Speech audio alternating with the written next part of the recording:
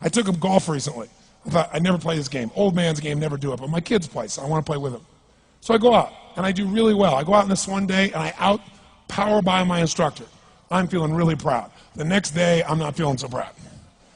I keep putting the ball in the water again. I'm so frustrated. Put down another one. Put down another one. I don't care. I don't care what my score is. Let's do it. And finally, I was getting frustrated. He's going things like, ain't it a bitch? This is golf. And I'm going, bull. I said, you're a terrible instructor.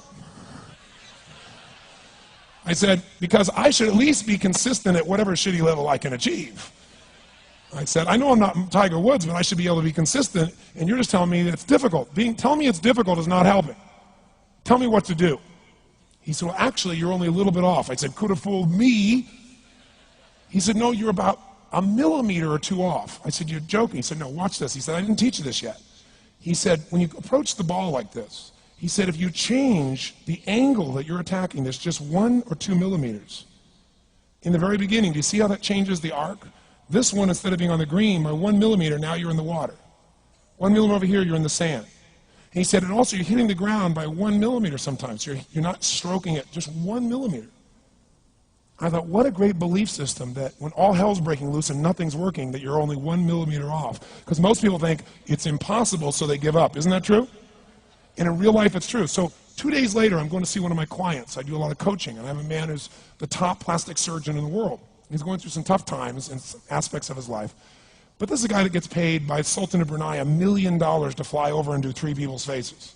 He is the #1 plastic surgeon in the world. He can make anyone who's ugly look spectacularly beautiful. He showed me pictures of a woman who's 84 years old. He made her look 40 and gorgeous, no exaggeration. But you know what? I'm waiting for him in his office, and he's still in surgery. So he's got a new book he's creating to teach other surgeons around the world. And I'm going through it, and it's got pictures of, the top 100 supposedly most beautiful women in the world's faces. And then men. I wasn't paying attention to that one. I just kept turning the pages, right? But I noticed something. He's got all these measurements. And he has mathematically calculated what it takes to make someone look gorgeous, man or woman. And it's a few millimeters. Interesting. For example, on a woman, the distance between the top part of your lip and your nose, this little distance, the measurement of that, if you're beautiful, gorgeous, is the same size as your eye. If it's 1 millimeter more, you have an average face. If it's 2 millimeters more, you are butt ugly. Okay.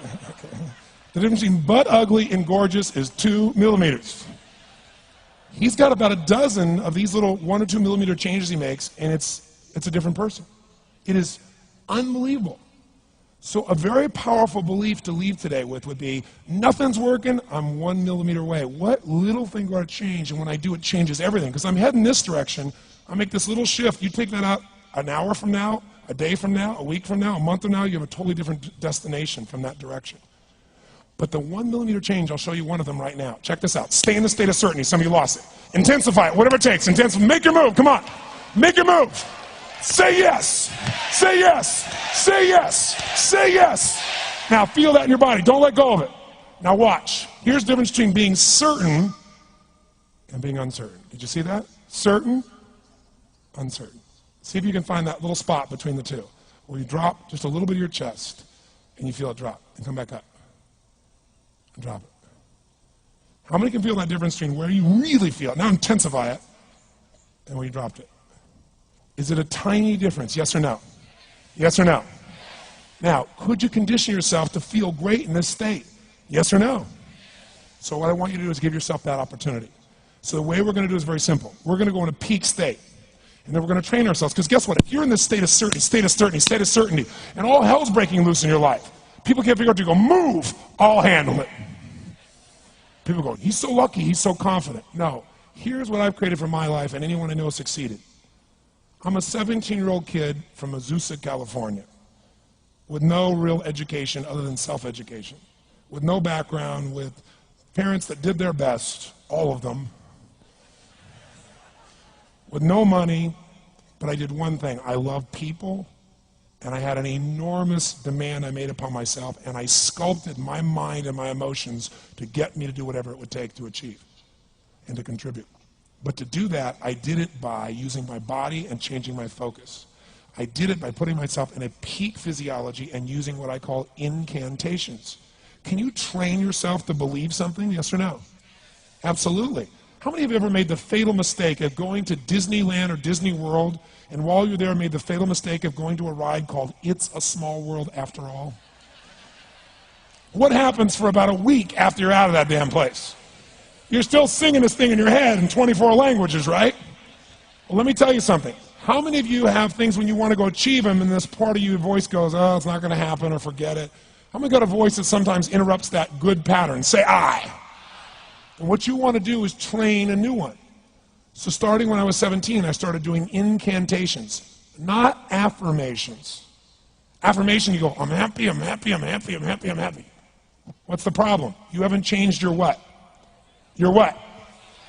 Physiology. If you don't change your physiology, you won't get anything. So an incantation is not only you speak it, but you embody what you're saying with all the intensity you can. And you do it with enough repetitions that it sticks in your head. Like It's a Small World, now the conversation in your head is always the same and it gives you what you want. So you use your body and your voice. So 17 years ago, I started doing things. I was working for Jim Rohn, this speaker, and I was 17 years old. I had long hair, minestrone soup, acne on my face. And I was trying to call on Bear Stearns type of people and convince them why they should go to this man's seminar and be more successful. I was driving a 1968 Volkswagen that I had earned at $40 a week as a janitor. The only way I did it was park far from the building and then go in, and I love people and I believe, but I put myself in state and I was able to influence people that were far more successful than I was at the time. I would do something that I still do backstage and have done for 23 years because I don't hope I'm going to be in a good state, I demand it. So I do an incantation using my whole body. I'd say, I now command my subconscious mind to direct me in helping as many people as possible alive today to better their lives by giving me the strength, the emotion, the persuasion, the humor, the brevity, whatever it takes to show these people and get these people to change their lives now. And I would do that literally driving in my Volkswagen to a meeting in LA on the freeway for 40 minutes. People are looking at me, I'm screaming at the top of my lungs. They're going, I know he's a serial killer, I know he is. But by the time I entered that room, when two people meet, if there's rapport, the person who's most certain will always influence the other person. And I was totally certain, and they were trying to get revved up to certainty. Do you agree with this? Yes or no? I do another one because I was poor. I changed my mindset. I kept doing things, but I never got beyond it.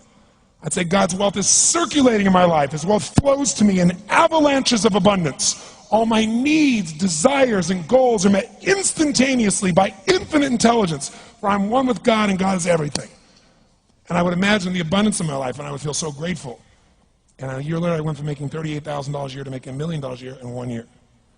Because successful people do what failures won't. You follow me on this? You know?